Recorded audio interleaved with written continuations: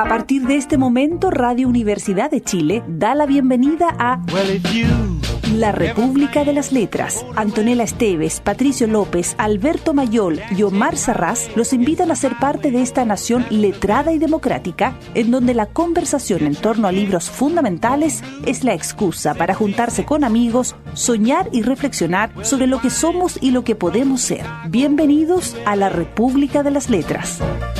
More than 2,000 miles all the way. Get your kicks on Route 66.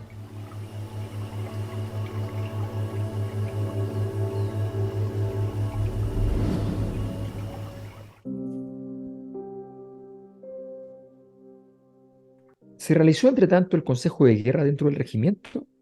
No lo sé, no me consta. Solo sé que no participó ninguno de mis oficiales. ¿Ocurrió algo mientras usted estaba con el general Arellano en los jardines? Sí, sentí los disparos en el interior del regimiento. Le pregunté qué estaba pasando y me respondió calmadamente que debía ser el resultado del Consejo de Guerra. ¿No podía usted protestar más? No pude y no puedo decirle por qué. ¿Cómo se sintió en ese momento? Muy mal, muy mal. ¿Qué hizo? Cuando logré hablar, le dije al general Arellano que me dejara un documento donde quedara constancia de lo sucedido. No me contestó.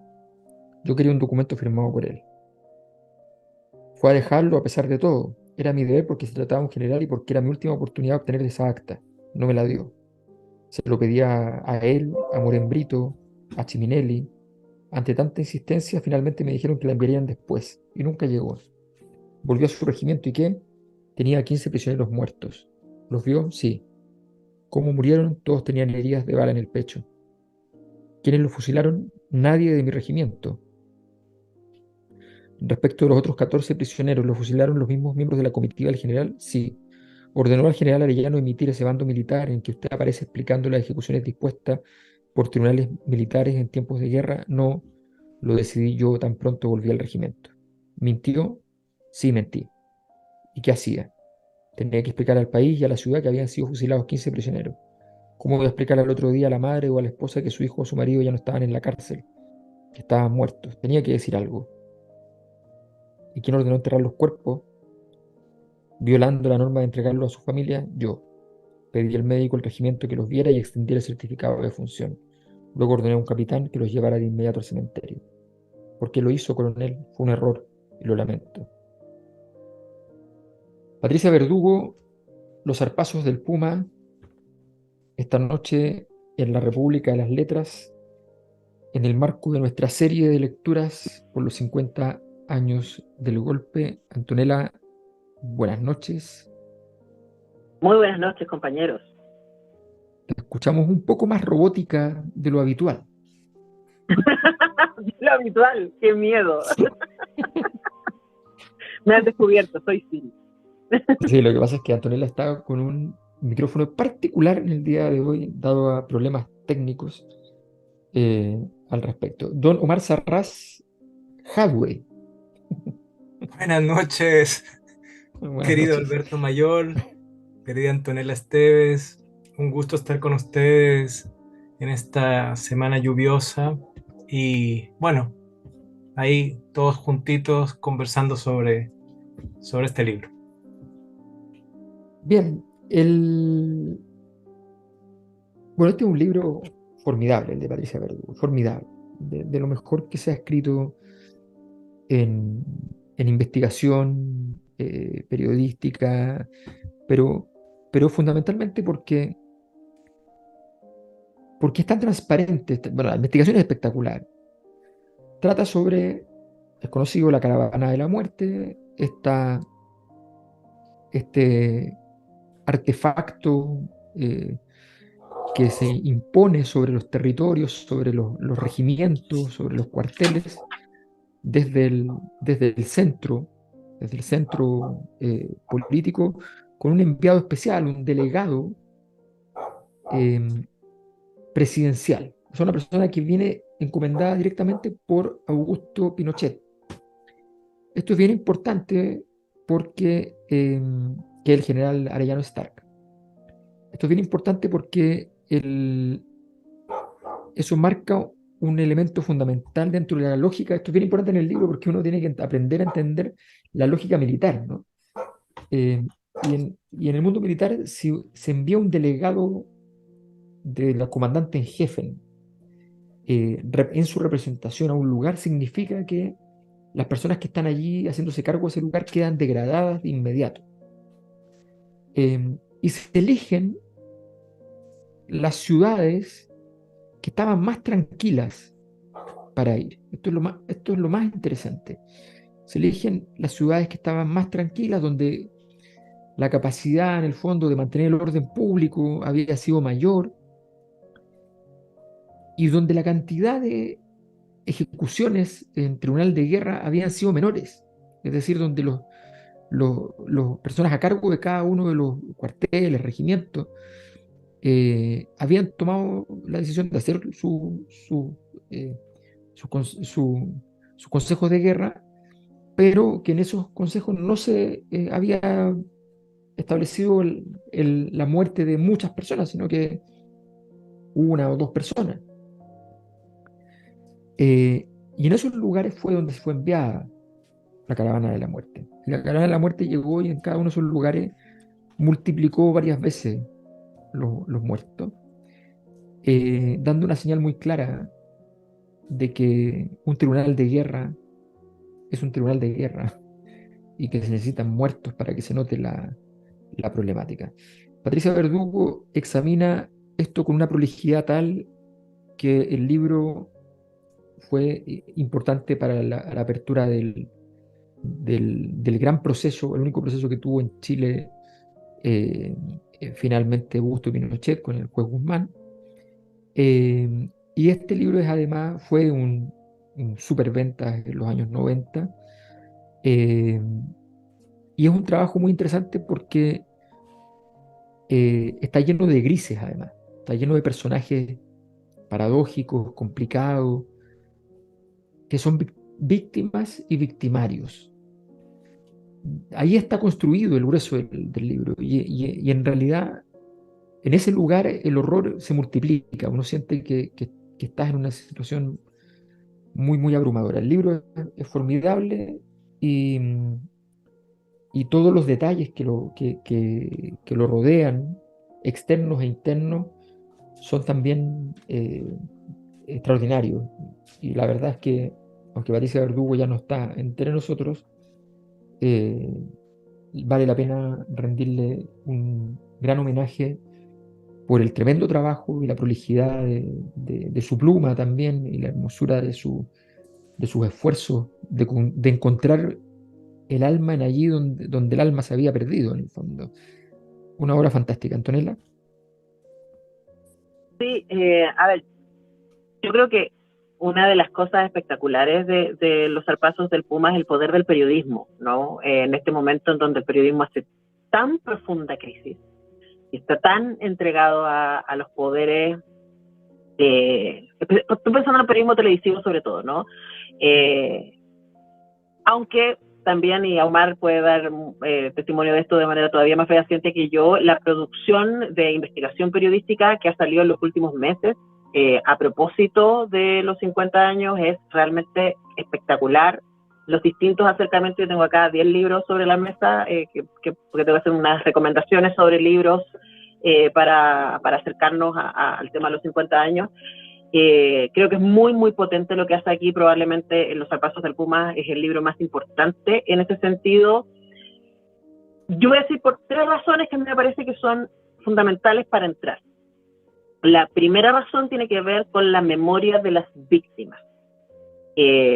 Porque una de las cosas que sucedió con la caravana de la muerte, nos explica la misma Patricia Verdugo, es la negación de los casos en algunas situaciones, y la otra es en los bandos donde se dijo que todas estas personas asesinadas en Linares, en Antofagasta, en Calama y en La Serena fueron porque estaban huyendo. Entonces hay una reivindicación de los hechos y de la matanza y la crueldad por la que fueron tratadas estas personas, que me parece que es muy, no sé si sanador ni reparador, pero es apropiado desde algún lugar en que ha sido la profunda injusticia para las familias de los detenidos desaparecidos, desde algún lugar Patricia Verdugo visibiliza, ¿cierto? Y les acompaña con este relato. Yo creo que ese es un lugar profundamente importante. El segundo lugar tiene que ver con mostrar a la ciudadanía lo que estaba pasando al interior del ejército, porque las fuentes principales de Patricia Verdugo son militares en este libro. Y eso a mí me pareció increíble. O sea, que a mediados de los 80 ella se haya atrevido y haya conseguido que muchos de estos militares hablaran. Uno se hace muchas preguntas respecto a esto. ¿Cómo fue posible? ¿Cómo todo el ejército iba a estar de acuerdo? ¿Cómo nadie se iba a horrorizar con esto que estaba pasando? Bueno, ella muestra ese lado. También, por supuesto, tiene una profunda investigación y mucha conversación con las víctimas y con sus familiares, que es muy importante. Contextualiza quiénes fueron cada una de estas personas a partir de la información que se levantó. También celebra mucho, y esto me parece muy importante, el trabajo de las revistas de resistencia. Está citada APSI, está citada Análisis, ¿cierto? Las fuentes del periodismo que se hizo durante esos años, y también las fuentes de los organismos de derechos humanos también están citadas acá. Entonces, poner todo eso y dárselo a la ciudadanía, y luego ahí le voy a preguntar a Omar respecto a... En la introducción del libro se cita, ¿no?, el tremendo escándalo y al mismo tiempo superventas, que fue el zarpazo del Tigre cuando sale en el 89. Y la tercera parte es que este libro, un libro de investigación periodística, fue usado en el juicio contra Pinochet tanto en España como en Chile. Y esto es muy importante, que el trabajo periodístico pueda aparecer como un antecedente a la justicia cuando la justicia se ve obligada de alguna manera por el trabajo periodístico a tener que hacer su parte. Desde esos tres lugares a mí me parece que es un libro fundamental. Omar. Sí, bueno, yo quería decir algunas cosas, que Los Zarpazos del Puma fue importante porque fue la primera información, la primera investigación con esta profundidad y completitud, abarcando un caso que mostraba estructuras, que mostraba lógicas en publicarse. Salió en septiembre de 1989, esto se estuvo trabajando mucho tiempo antes, y lo que yo recuerdo de esa época es que salieron el libro Los Zarpazos del Puma, y al poco tiempo salió un libro que también reivindico mucho, que se llama Chile, la memoria prohibida, que estuvo desaparecido desde el año 90, que salió una edición, hasta ahora que lo volvió a sacar la editorial Planeta, el primer tomo, que es del 73 al 75, que es otra... Lo tengo ahí, no lo traigo para mostrarlo, para que la gente lo vea. Y ahora, lo que tú dices, Antonella, qué valentía, realmente, qué coraje a toda prueba de Patricia Verdugo, porque además, bueno, fue un bestseller, 100.000 ejemplares vendidos, aparte de todo lo pirateado. Ella después pasaba con una amiga por Ahumada, con Huérfanos, y veía a la gente voceando el libro en altos, en la vereda de su libro pirateado. Pero legalmente al menos 100.000 ejemplares. Un bestseller que yo no sé si se haya igualado a la historia del país. Pero aparte de eso, está el asunto de que ella después escribió, y esto es para ver la carga personal que tenía, este otro libro que también es fantástico, que se llama Bucarest 187, Mi Historia, donde cuenta su vida y va contándola en el contexto de todo lo que ocurría en el país, con todo el terror, con todo el miedo. Y ahí nos enteramos de que su padre fue asesinado por la dirección de Carabineros, la Policía Secreta de Carabineros, fue torturado y asesinado en el año 76. Era jefe de un sindicato al interior de la Sociedad Constructora de Establecimientos Educacionales, y se lo asesinó, era demócrata cristiano. Y lo increíble es que se los asesinó teniendo un hermano coronel y un hijo en el ejército. Entonces nosotros vemos en los dos libros de Patricia Verdugo que los militares están tan expuestos como cualquier civil. O sea, la represión no hacía distingos y podías tener parientes, hijos, muchos de los que cayeron, los 72 asesinados registrados por la Caravana de la Muerte, que pueden ser más, pero los 72 que están registrados en los 5 lugares por donde pasó el helicóptero de Arellano con su comitiva descendiendo. Arellano distraía al comandante de la plaza, mientras los 4 que estaban con él en el helicóptero sacaban gente de las cárceles hacían ejecuciones sumarias, los llevaban hacia afuera del desierto. Y luego los comandantes, cuando volvían a su plaza, se daban cuenta que había habido una masacre que sus subordinados no podían entender. Bueno, esos 72 masacrados en Cauquén, en La Serena, Copiapó, Antofagasta y Calama, también muchos de ellos tenían parientes militares y eso no impidió. Entonces, la valentía de Patricia Verdugo, a la que le asesinaron al padre, de haber hecho esta investigación sabiendo todo lo que se exponía, es una cosa impresionante, y como decían ustedes, fue la base para que el Poder Judicial hiciera muchas cosas. O sea, los periodistas estuvieron antes que los abogados, que los fiscales. Bueno, había abogados en la Vicaría de la Solidaridad también, pero quiero decir que esta investigación fue fundamental. Bueno, Sí, vamos al primer tema, ¿les parece? Vamos al tema. Hicimos justo 15 minutos. Sí, vamos al tema. Bueno, ¿tienes tema de Alberto Mayol? Sí, yo me atrevo a partir al respecto. La verdad es que es bien difícil, pero creo que uno de los símbolos, la caravana de la muerte es uno de los grandes símbolos del golpe, porque esto ocurre muy poquito después del golpe. Ocurre a fines de septiembre, inicios de octubre.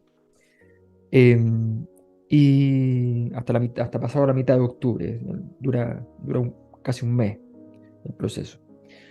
Y en esa misma fecha, ese mismo proceso de los días iniciales, también ha sido noticia Víctor Jara. Entonces creo que una canción que representa muy bien la trayectoria, el compromiso de Víctor Jara, es El Arado, y creo que es lo que más se me aproxima a poder limpiar las heridas de este texto y su narración.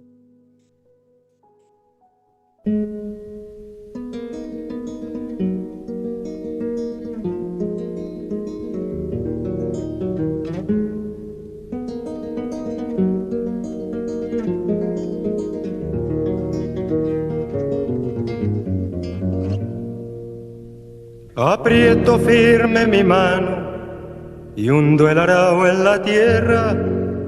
Hace años que llevo en ella como nuestra gota.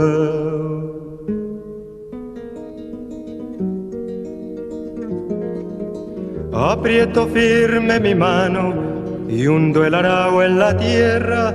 Hace años que llevo en ella como nuestra gota. Vuelan mariposas, cantan grillos, la piel se me pone negra y el sol brilla, brilla y brilla. El sudor me hace surcos, yo hago surcos a la tierra sin parar. Vuelan mariposas, cantan grillos, la piel se me pone negra y el sol brilla, brilla y brilla. El sudor me hace surcos, yo hago surcos a la tierra sin parar.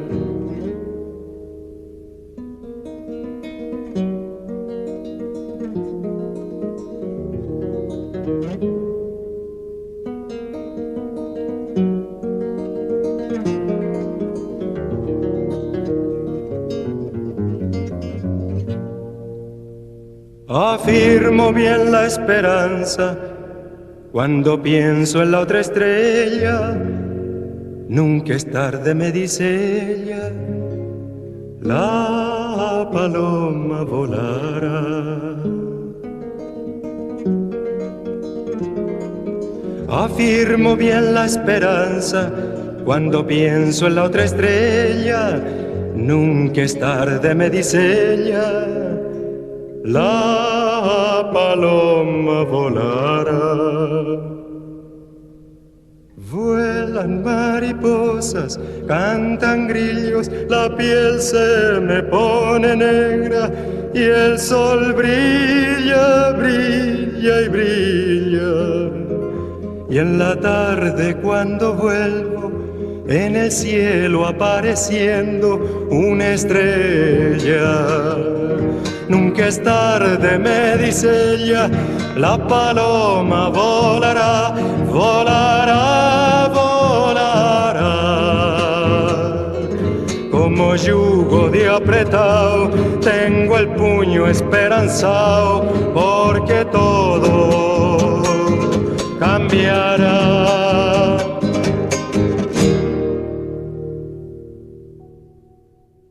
Gloria Benavente, la joven esposa de Claudio Lavín, esperaba fuera del cuartel de investigaciones, junto a otros familiares de presos con su vianda en la mano.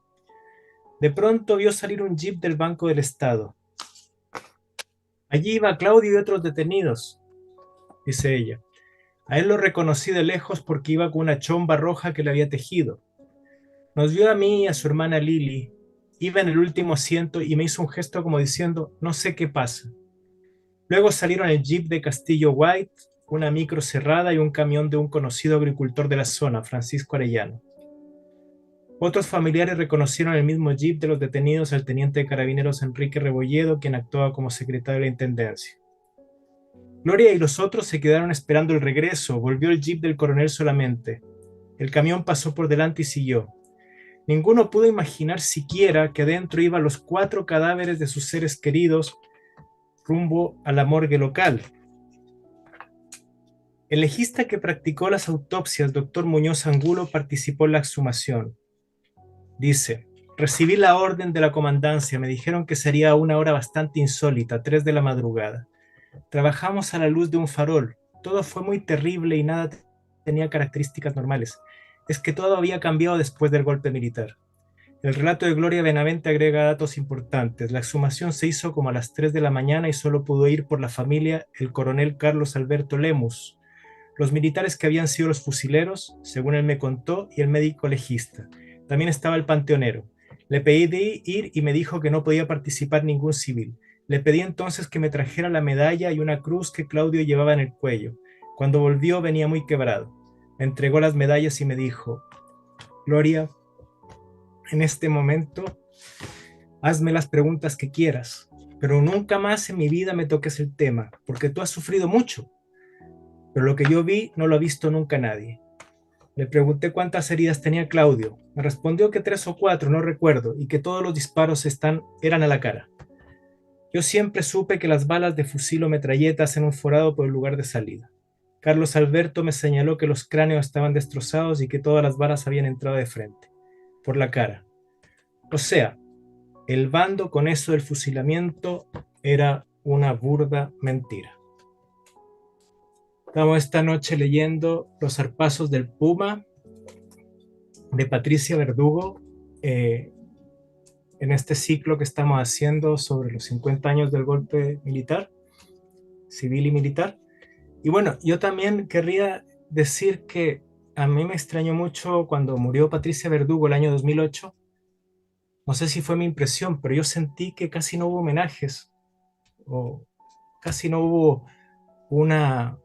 Yo sentía que todo el país tenía que haber tenido una reacción, pero no sé si habrá sido solo una impresión mía, pero cuando murió Patricia Verdugo muy joven, a los 60 años, el 2008, yo no sé, no recuerdo mucho sobre su muerte. Sí, no, sí fue así, fue bastante poco. El nivel de reconocimiento que obtuvo Patricia Verdugo es muy, muy exiguo respecto a lo que fue su obra en general y esta obra en particular. O sea, no cabe ninguna duda. Claro, y además, por supuesto, casi todos sus pares recibieron el Premio Nacional de Periodismo. Digo, casi todos, uno podría decir la mayoría de los periodistas que lideraron investigaciones o que trabajaron tenazmente en medios de comunicación durante esos años, muchos de ellos son hoy día Premios Nacionales de Periodismo, y probablemente si Patricia Verdugo no hubiera muerto producto del cáncer, hubiese también recibido ese merecimiento. Pensaríamos, ¿no? Porque ahora uno dice como...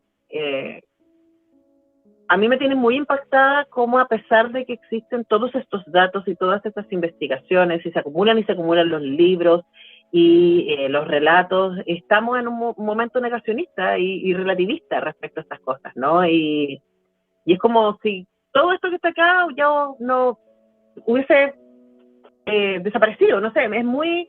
A mí no deja de impactarme y por eso me parece que es un gesto de resistencia esto que estamos haciendo en la República y tantos otros lugares, ¿no? El otro día citaba un tuit de la Luna Fernández que decía que esta conmemoración la estamos construyendo entre todos, ¿no? Con cada uno ahí con su podcast, con su encuentro, con el diálogo, con la obra de teatro, y me parece que eso finalmente frente a un momento mediático tan tenso, como desde la sociedad civil están apareciendo estos espacios de resistencia y de memoria que son fundamentales finalmente para la no repetición, ni más ni menos.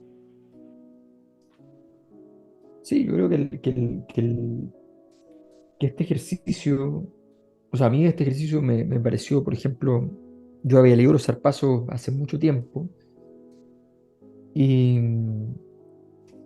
y vaya que se me habían olvidado cosas, ¿no? O sea, que cuando entras vuelves a leer el detalle, tiene mucho, además, a ver, primero, tiene una calidad de las entrevistas extraordinaria. Son entrevistas de una precisión impresionante. Ojo con esto, ¿ah? Cuando ella seguía el protocolo como más tradicional, en el cual tú entrevistas al entrevistado, el entrevistado luego corrige el texto y hasta última hora te puede decir que no. ¿Ya? Quizás cuánta gente que entrevistó le dijo que no, por de pronto. Después. ¿Ya? Claro. Y sin embargo, ella nunca dejó de hacerle las preguntas más ácidas a cada persona. Ya, pero usted aceptó un cargo después de esto. Ah, ya, pero usted manejó el auto después de esto. Ah, pero usted, o sea, siempre hizo esa pregunta, usted mintió. Entonces, eso que tú como, que te expone, porque ya es difícil conseguir esas entrevistas. Cuando tú estás con ese entrevistado es parte ya de tu capital de trabajo. ¿Ya? Si tú vas en contra, pones en riesgo todo, pero tu honestidad intelectual es preguntarle lo que hay que preguntarle. Lo hizo siempre. Alberto, para apoyar eso, una cosa que me impresiona es en este libro, en Bucarest 187, hay una parte donde ella, como dijo un amigo, hace nada menos que una performance ante el presidente de la Corte Suprema. Porque ella va en los años 80, donde el presidente de la Corte Suprema le pide una reunión y el ministro le dice, le di la reunión para decirle que no le voy a dar la entrevista. Y ella se levanta, se aleja del escritorio y le dice, ¿sabe lo que es un paurarará? Es cuando le ponen un palo detrás de las corvas, lo cuelgan, sus genitales quedan expuestos y le ponen electricidad. Y ella se agacha y hace eso. Luego le explica lo que es el submarino, luego le explica lo que es el teléfono, todas las torturas al presidente del Tribunal Supremo. Y le dice, ¿no le preocupa cómo quedará usted en la historia? Y él le dice, no, porque no tengo hijos. Y llama a la secretaria para que la eche. Y ella se va sin despedirse. Entonces, es una cosa impactante lo que tú dices, esa valentía y decir las cosas que había que decir sin importar frente a quién. Claro, uno dice, ya, yo te lo escucho y digo, tanta falta que nos hace, ¿no? En términos del estado del periodismo actual y de las cosas que uno ha visto hacer a los colegas para no perder la pega, básicamente. Y ese es el mayor riesgo, que no se enoje el auspiciador, que no se enoje el dueño del canal, ¿no? Y aquí estamos hablando del riesgo de la vida. O sea, lo que hizo Patricia Verdugo y su generación, digamos, ¿no?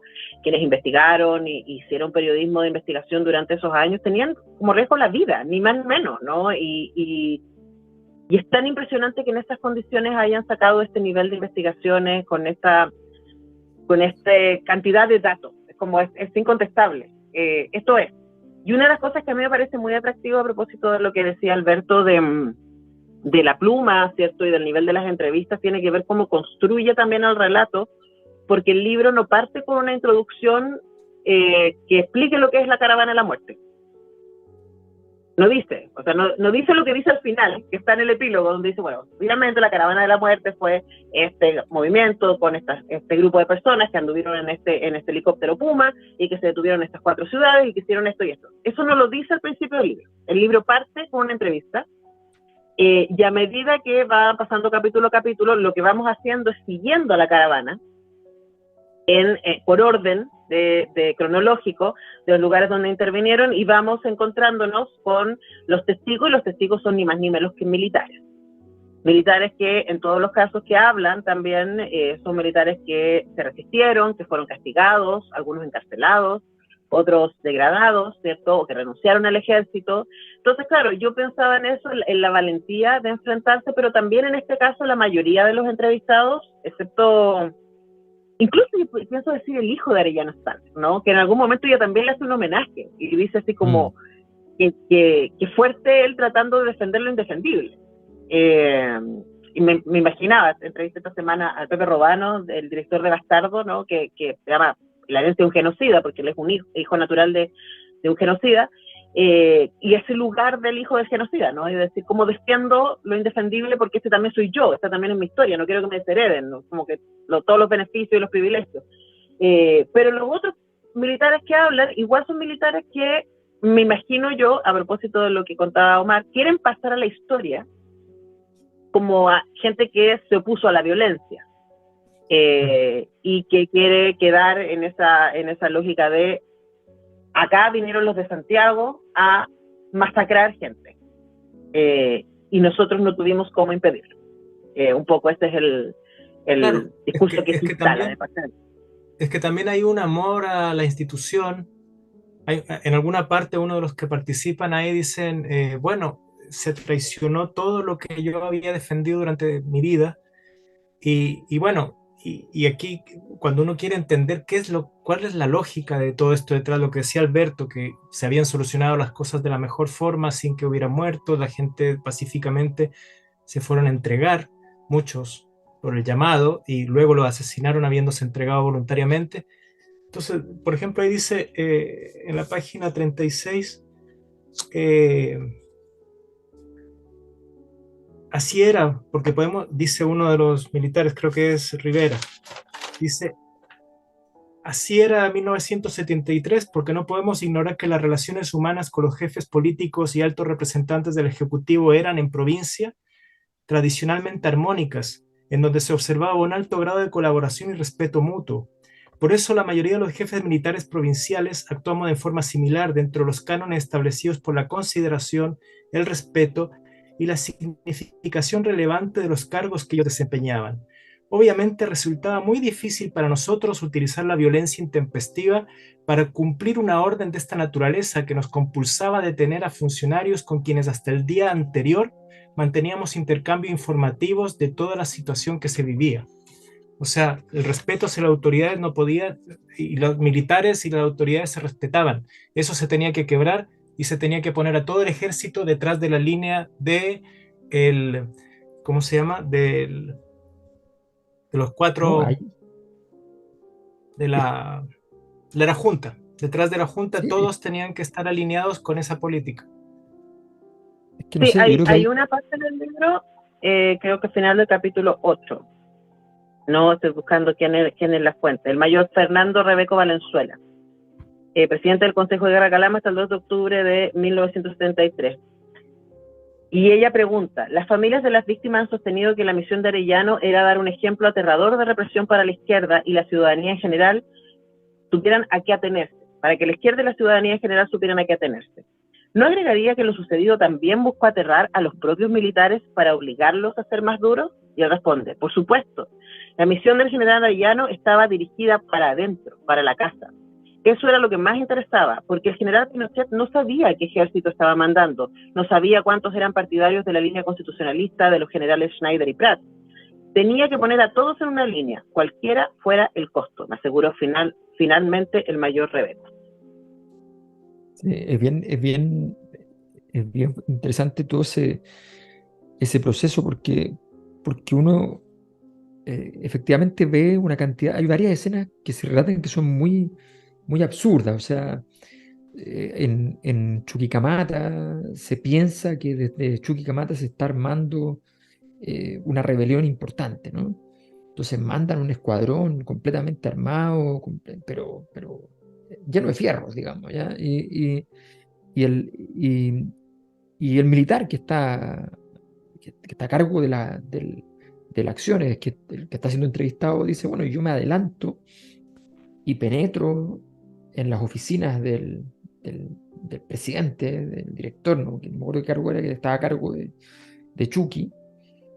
Y bueno, y como un comando, boto la puerta, abro la puerta con una patada, y entro y hay un señor sentado que me hace pasar y me sienta, y me dice, ¿qué necesita? Me entrega todos los papeles, y no había nada de armas, no había nada organizado, no había nada de ese tipo. Al contrario, lo que había sido organizado era que me puse a revisar los papeles, y dice, y era extraordinario, era encomiable, había recibido toda clase de solicitudes de favores políticos, había denegado todos los favores políticos.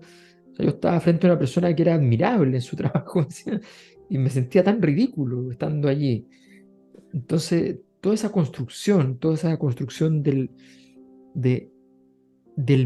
la construcción del miedo, hasta en aquellos que tienen que infundir el miedo. O sea, los que tienen que infundir el miedo tienen que tener miedo. Y todo eso construye un clima que es muy sorprendente, que es una moral de tropa falsificada. Sí. Bueno, Omar, ¿quiere ir con su canción?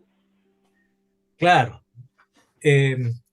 Yo pensé, ¿cuál sería el Chile ideal para esta gente golpista que quería salvar el país según su discurso, ¿no?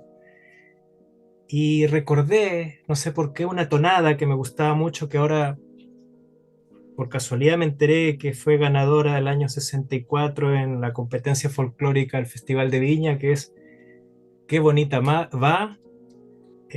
compuesta por Francisco Flores del Campo, toca el conjunto de los Guasos Quinchero con Pero Mesone, y esa tonada, qué bonita va, con su pollerita al viento, qué linda va, a vender quesitos frescos a la ciudad, y yo no vivo tranquilo hasta que al volver la veo en la puerta del rancho al atardecer, ¿no? Eso era lo ideal, un país con ese campo y esa cosa idílica, mientras estaban llevándose a la gente para fusilarla o torturarla.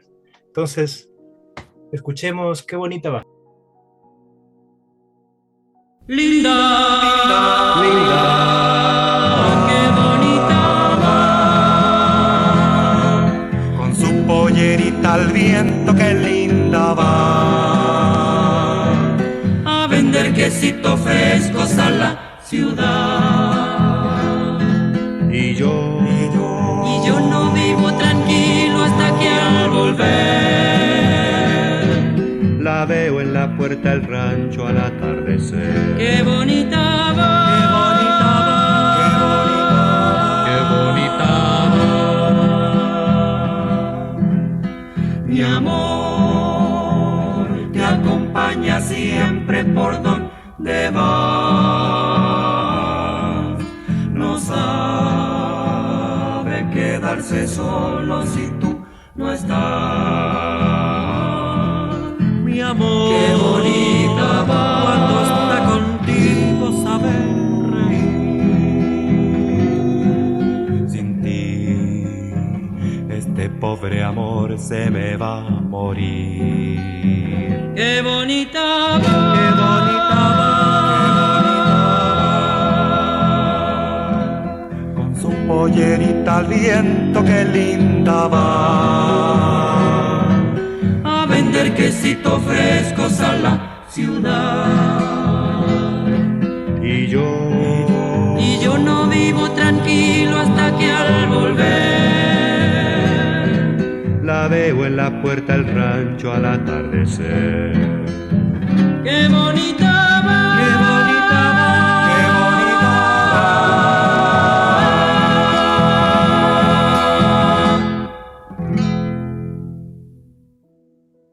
de noviembre del 85, el diario El Mercurio publicó una declaración del Cuerpo de Generales y Almirantes en Retiro de la Defensa Nacional, difundida por la agencia gubernamental Orbe, que buscó legitimar la acción de la comitiva. Se planteó que, abro comillas, como consecuencia de haber tomado el poder y con el objetivo superior de organizar y dar tranquilidad al país, en el cual los elementos subversivos extranjeros y nacionales habían formado una vasta organización terrorista, se declaró desde el mismo 11 de septiembre de 1973 y hasta el 31 de diciembre de 1974 el estado de guerra interno y posteriormente el estado de sitio. Durante el tiempo transcurrido, y como dolorosa consecuencia de la obstinación de terroristas nacidos en Chile y adiestrados en el extranjero, cayeron numerosas víctimas de ambos bandos, afectando a numerosos hogares de nuestra nación. Agregó el Cuerpo de Generales y Almirante en Retiros. Abro comillas. Causa enorme preocupación entre los que ayer regimos los destinos de nuestras respectivas instituciones el hecho de que algunos ciudadanos mal informados se hayan olvidado con tanta facilidad del pasado y estén tratando de incoar acciones legales en contra del personal de las Fuerzas Armadas y de Orden que intervino y expuso sus vidas en defensa del sagrado derecho a la libertad. Numerosos soldados, marinos, aviadores y carabineros han caído para siempre en esta jornada restauradora de la paz y es por ello que, en esa memoria, levantamos nuestra voz siempre firme para expresar a nombre de todos los generales y almirantes en retiro nuestra incondicional solidaridad con todo lo realizado hasta hoy por nuestros camaradas del servicio activo, ya que su acción valerosa y decidida ha logrado dominar la sedición y ha permitido que el país recuperara su ritmo de avance y progreso que hoy orgullosamente ostenta, cierro comillas. Solo 4 generales reaccionaron públicamente rechazando la declaración. El general Joaquín Lagos Osorio, comandante en jefe de la Primera División en 1973, renunció al cargo de director del Cuerpo de Generales en Retiro, argumentando que, abro comillas, en estos precisos momentos el país está reconociendo la actuación de un general pocos días después del 11 de septiembre de 1973, actuación que no puede ser avalada en un acabado esclarecimiento previo por los hombres que han dedicado su vida entera a vestir orgullosos el uniforme de las instituciones de la defensa nacional. No puedo solidarizar incondicionalmente, como se dice en la declaración, con actuaciones como las que señalo. Mi conciencia de hombre, cristiano y soldado me lo impide.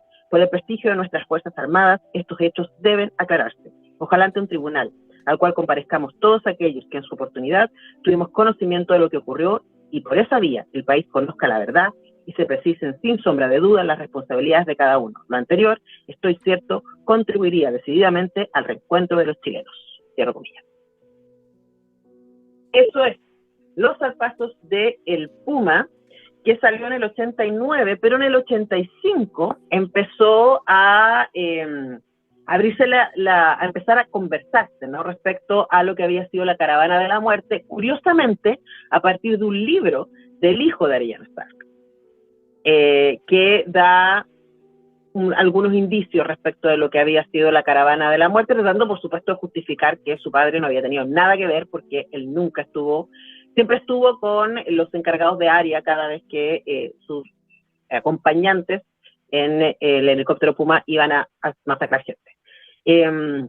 Pero ¿saben qué me pasó? Y ahí les pasó la palabra cuando leí esto, ¿sí?, que es del 5 de noviembre del 85, ¿no? Es como me resultó tan familiar el discurso, ¿no? Y esta idea de los caídos de un lado y de otro. Y este mito de que murieron uniformados durante la UP por atentados y como si existiera la posibilidad de igualar, ¿no?, la violencia de Estado con, bueno, esta idea de que se quiso instalar entonces y parece que todavía se trata de instalar con la idea de una guerra civil. Me parece que es muy brutal. Sí, yo creo que efectivamente ese tipo de repertorio no parece perder mucha vigencia. Nos encontramos con personas que en este juego de jugar al empate hay mucha creatividad muchas veces. Entonces, una de ellas ha sido plantear de manera muy sorprendente, que se debe declararse con toda claridad la condenación de la violencia el 18-19 de octubre del 2019, ¿ya?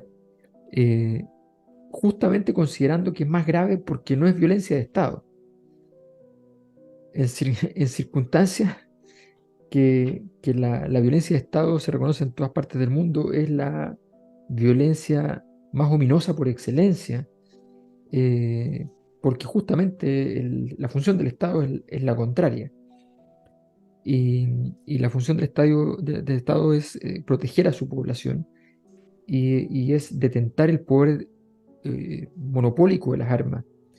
Y por tanto, naturalmente tú te vas a enfrentar a personas indefensas o en una condición de relativa indefensión, dependiendo del caso. Y en este caso, en todos estos casos que vemos en el libro, son situaciones de evidente indefensión. Entonces, claro, esos repertorios son desgraciadamente parte del cóctel cotidiano y la verdad es que es doloroso decirlo y pensarlo. Sí, me parece sorprendente que no se pueda llegar ni siquiera al consenso que se está pidiendo de decir que no va a haber más golpes militares y que todo va a ser siempre con respeto a los derechos humanos, que esos son inviolables y que la democracia soluciona sus problemas con más democracia y que no se sea capaz de decir sí, estamos de acuerdo con eso. O sea, yo creo que Patricia Verdugo y otros que han escrito y han hecho excelente periodismo mostrando la verdad de lo que ocurría cotidianamente, tienen que ser leídos en los colegios, tienen que ser leídos por todos, tienen que ser leídos por la gente de derecha. Patricia Verdugo era demócrata cristiana, admiraba a Frey, no era ninguna persona tan lejana a su espectro, digamos, bueno, no lo sabemos, pero el asunto es que dense una oportunidad, abran la mente en estos 50 años y piensen que hay mínimos que no se pueden despreciar, ¿no? Aquí, bueno, en la presentación de la autora, voy a leer 2 párrafos nomás que dice: 72 chilenos habían confiado en sus compatriotas uniformados y en las leyes de su país. Se habían presentado voluntariamente ante un llamado hecho mediante un bando militar o no habían puesto resistencia alguna a la detención practicada en su caso en su lugar de trabajo. Y mientras estaban encarcelados en provincias, esperando sentencia o cumpliendo condenas de presidio, fueron sacados por una comisión especial venida desde la capital y asesinados fuera de todo procedimiento legal. Se trataba de un crimen masivo que además violó la confianza de los ciudadanos, esto en palabras del general Lagos, que nos entregaron las armas para defenderlos y no para matarlos. La aplicación de la ley de amnistía ha impedido la investigación judicial de los hechos, pero nada puede impedir la investigación periodística. Ese era nuestro deber, solo que esa pesquisa condujo a un laberinto hasta ahora desconocido, lo que sucedió con los militares de provincia que recibieron a esta comisión especial. Así de la indagación fueron surgiendo las 2 caras del miedo. Paralizar la acción e incluso la conciencia de millones de chilenos exigía usar una gran dosis de terror. Para administrarla no bastaba sumar uniformes y armas de combate. Los hombres que los vestían y las portaban debían estar dispuestos a usarlas contra sus compatriotas. Esa comisión especial, entre comillas, resultó ser un instrumento eficaz y trágico para lograrlo. Así surgió de los testimonios de los militares y las familias de las víctimas que se recogieron en el curso de esta investigación. En alguna parte dice Patricia Verdugo, uno de los Rivera, me parece que es uno de los generales o coroneles, dice: antes del golpe, más o menos el 25-30% de los militares calcular eran constitucionalistas, iban a estar por el orden y no estaban por el golpe. Un 15% estaba por el golpe y el resto estaban indecisos y claro, después de que las cosas se resolvieron, se fueron con el bando vencedor, ¿no? Esa era la cosa que se buscaba. Y hay cosas espeluznantes aquí, qué sé yo, gente que de repente los conscriptos estaban horrorizados, la gente de cada lugar estaba horrorizada. De repente alguien sacaba un corvo y abría a uno de los detenidos delante de la tropa, o los masacraban mientras el comandante no sabía nada. Por ejemplo, el general Lagos, que era el que comandaba la primera división en Antofagasta, fue distraído por Arellano, y cuando vuelve en la noche, todos creen que él sabe lo que está ocurriendo, porque almorzó con Arellano, y Arellano, como él era su superior jerárquico y en la antigüedad, no podía decirle a lo que iba. Entonces lo engaña y hace estas masacres. Entonces, todo es cobarde, Y dormía en traicionero. su casa. y Dormía dormía en en su su casa. casa, comía en su casa, le pasó por encima la autoridad, pasaron por encima la autoridad de todos los comandantes, pero a Lagos ni siquiera se lo dijeron hasta que ya las cosas estaban hechas.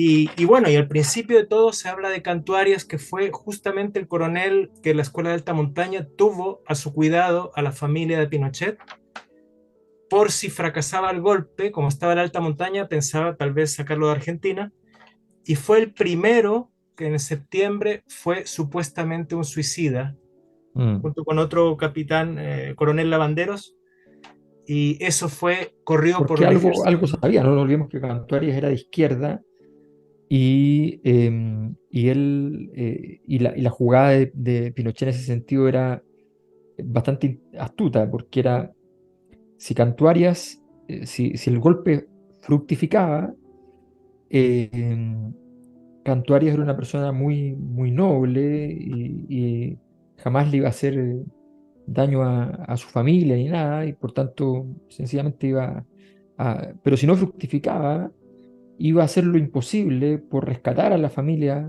y llevarla a Argentina, esperando que Pinochet, que estaba con disponibilidad de helicóptero en donde estaba, pudiera sumarse posteriormente. Entonces, estaba por anga o por manga, Claro. estaba, que es un clásico Ahora, del señor La tenemos, traición Pinochet. es lo tenemos más que cerrar, constante. pero una cosa que me parece que es importante que hasta el final del libro, en el anexo un poco que, porque no está la versión del 89, está la versión que nosotros tenemos, que fue editada por Catalonia, tenemos la versión Sí. 2015, Tiene la hay biblioteca tercera Patricia edición Verdugo. 2021. Claro, viene con algo escrito a principios de los 90, pero me parece súper interesante también la idea de que queda muy clara la idea de la cadena de mando acá, ¿no? Y una de las cosas que Pinochet sostuvo hasta el final tenía que ver con que él no sabía, si sabía no se acordaba. Y acá, claro, el mismo general Lago al que remite Omar habla de que se encontró con él, muestra un documento en que Pinochet le corrige el informe que él entrega respecto a lo que había sido este paso de la comitiva de Arellano Sark por estas ciudades, y cómo eso queda como antecedente, ¿no? Y Patricia Verdugo termina hablando antes de que Pinochet muera, que es el chileno que más tiempo ha estado como era el único ciudadano que por más de 5 meses no había sido fichado luego de ser encargado reo. Ese simple acto administrativo, tomar huellas digitales y fotografías de frente y perfil, se transformó para su defensa en un acto humillante que debía evitársele. Y eso es el 2001, y luego, bueno, sabemos que él no enfrenta a la justicia por demencia. Y ese es el superhéroe. Así que creo que hay que leer con urgencia Los zapatos del Puma. Es duro, es muy duro de leer, porque es muy detallado, es muy preciso, y es mucho horror, básicamente. Pero es necesario, esa es nuestra historia. Y si queremos Así que no se es. repita, tenemos que conocerla, ¿no?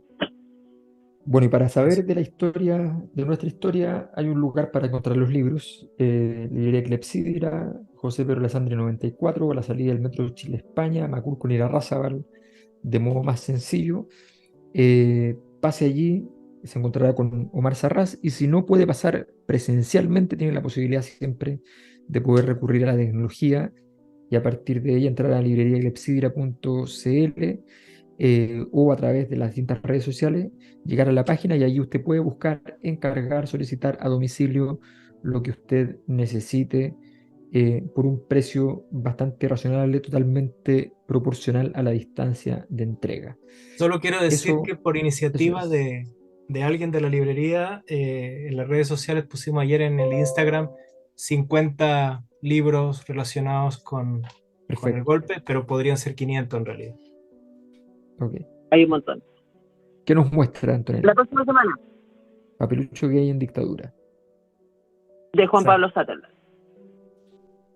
Por si quieren ir preparándose, un libro chiquitito, Sí. notable, editado por Alquimia, así que esa será nuestra cita la próxima semana, y nos despedimos por ahora. Muchas gracias por escuchar y participar, siendo Resistencia Adiós. desde la Memoria. Que ¿Qué estén muy vamos a bien, chao. escuchar, Antonella? Los tres, el sueño de la hora más oscura.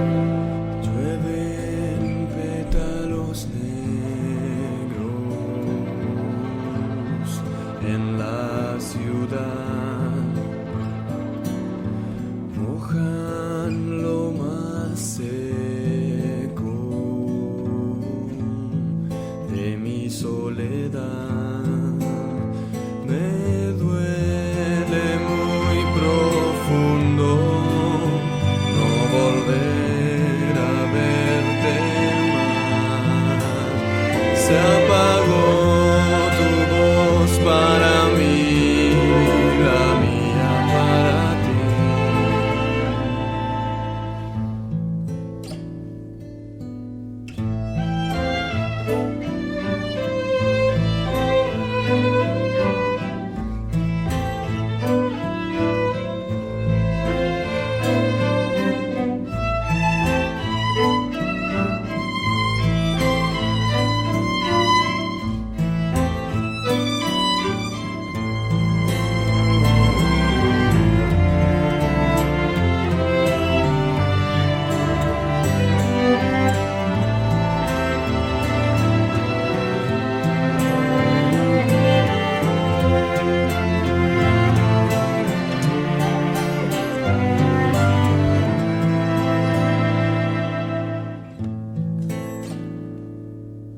Llueven pétalos negros en la ciudad, mojan lo más seco de mi soledad. Me duele muy profundo no volver a verte más. Se apagó tu voz para mí, la mía para ti. Se apagó tu voz para mí, la mía para ti.